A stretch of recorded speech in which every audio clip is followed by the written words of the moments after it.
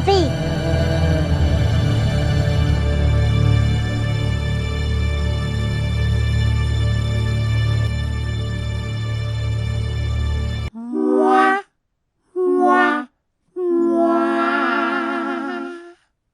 There's no denying that the world of Pokemon is huge. Outside of its anime fans or the competitive TCG player circles, it's an absolute dream for anyone with a collector's mindset, with its undying popularity making it one of the most enduring and successful franchises ever created. Pokemon Company's expertise in offering variation in its products has catapulted Pokemon's collectability into multiple niche markets. Perhaps you'd want to pull the perfect cards to build an unstoppable deck for competitive play. Maybe you'd want to try and fully master each new set upon release. It's a challenge to accomplish if you're solely doing it by ripping packs, but it's really rewarding when achieved. Of course, you could buy individual cards to help you achieve that goal too, with a massive range of online options available, not to mention homegrown stores catering for singles buyers. Maybe your interest lies in collecting every single Black Star promo card ever released. And would that include all the stamped variants? And what about error cards? Perhaps they pique your interest. You've got lots to choose from. There's misprints, off-center, crimped, ghost stamped. There's so many variations of how a card's production could go slightly wrong. Or maybe you're a coin collector. Seriously, coins. I'm joking. Everyone's got their own flavour. In recent times especially, the community's seen a surge in people collecting sealed products, since over the past 25 years it's become clear that Pokemon products, for the most part, hold good value and can actually be quite a savvy investment over time. Good thing the Pokemon Company has an answer for that too. There's so many options for niche collectors that are available. You've got Elite Trainer boxes, including the supremely collectible Pokemon Center versions. There's booster boxes, ultra premium collection boxes, sleeved boosters, single blisters, triple blisters, collection boxes and tins, all manner of Pokeballs.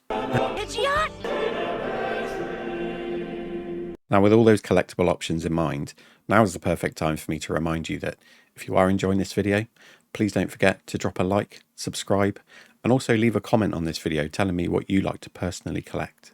Your support helps me massively with the YouTube algorithm, and if you hit the notification bell, you'll get a heads up every time I rip packs, go live running pack battles, or produce any new content.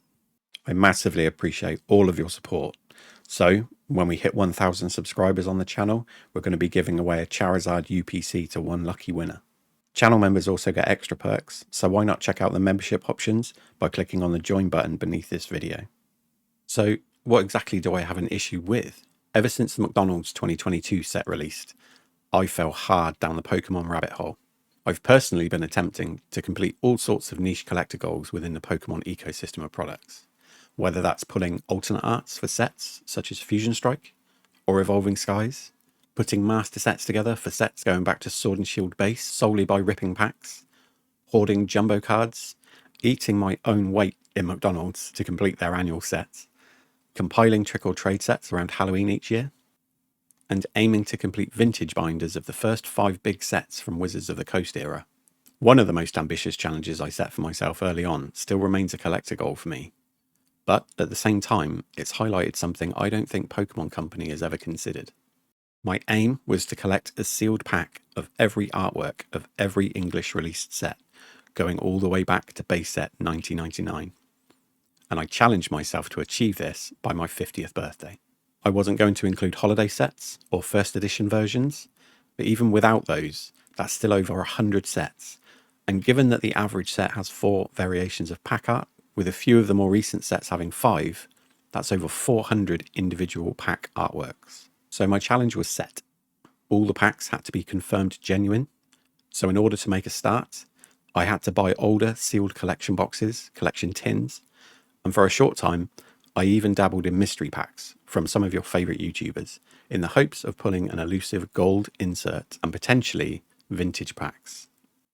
For those of you who haven't followed the progress on my channel before, I did get lucky twice. Cheers, Pokerev. But why did I have to buy those products to do it? Well, it's because Pokemon, as far as I can uncover, has never released a product with all of the different artworks of a set in a presentation format. And that seems really strange to me. We get triple blisters released with every new set, yet somehow it's escaped Pokemon Company's marketing geniuses to release a 4-pack blister containing one of each artwork, which collectors could keep safe, sealed, or on display with the same enthusiasm they do already with sealed booster boxes, elite trainer boxes, and ultra premium collection boxes. I'm not alone in wanting to have complete artwork sets. In fact, there's great money to be made on eBay right now for people selling complete artworks of previous sets. As an example, a full sealed set of Cosmic Eclipse on eBay averages upwards of $60, with Evolving Skies being a prime example of a more recent set that is pushing the boundaries of cost per pack common sense. But we all know why that is. A well-presented, visually appealing 4 or possibly 5-pack blister showcasing the artworks of a set without the addition of a pointless coin and no need for a promo card we often see in a triple blister would elevate a new set, appeal to new sealed collectors, and be a very popular addition to the Pokemon product stable, with new collectors to the hobby no doubt hoping to maximise potential future value by buying and storing these very safely. Just imagine if, back in 1999, there had been a single display pack containing all 3 original base set artworks available for purchase, and if those same products were available now, still sealed, and in minty fresh condition, we'd be talking upwards of $1,000 in value very easily. But then that, in and of itself, is the very obvious flip side: future value. To be clear, my intention was and remains that I would collect the artwork sets for my own personal enjoyment, to build my collection of the history of Pokemon and keep them. I'm an absolute collector at heart, and it would take something extremely significant to make me part ways with my collection. However, there are of course members within the hobby who do it for financial gain, something which I can appreciate, given the current financially challenging times a lot of us find ourselves facing. Turning a profit on older stock once it has become rarer and its value has exponentially risen is one way to help with life's challenges, and I completely understand that. Scalpers, on the other hand, well, scalpers can go and get wrecked. That's a whole other subject for a totally different mood of video, one where I'll probably get pretty irate. As I was saying though, releasing a full artwork set in a sealed, protected product that can be easily stored would see resale value increases obviously rise less sharply than we typically see now. If Black and White era had included this format of product, we might not be seeing prices per individual pack of $100 or more. A higher number of people would have them in their collection, they'd be more readily available on the secondary market, and consequently the cost per item would decrease. Although, depending on the set, this would still vary somewhat. Charizard artworks in particular will always command a premium. So will we ever see this type of product?